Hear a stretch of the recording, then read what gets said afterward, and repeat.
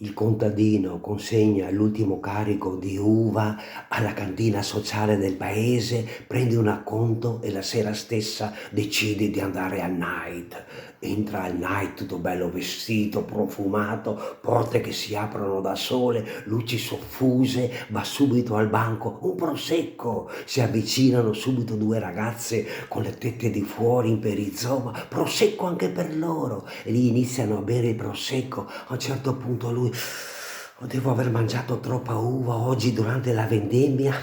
Mi è venuto il cagotto. Scusa, i bagni, giù per le scale." Corre subito giù per le scale, tira giù i pantaloni, pum, una scoreggiata, una scagazzata, un cagotto. Dopo un pochi di minuti risale su per le scale pian pianino. Ah, che bene che sto, mi son proprio svuotato. Guarda in giro, non c'è più nessuno, sui divanetti spariti tutti, ai tavolini non c'è più nessuno, il barista non c'è più, le ragazze sparite. Vede un cameriere con lo smoking tovagliolo. Mi scusi, ma tutta la gente che c'era qui sono spariti tutti, anche le due ragazze che stavano bevendo il prosecco, neanche loro non ci sono più. Ma dov'è finita tutta la gente? Taci, taci, se trovo quello che ha cagato sulla ventola.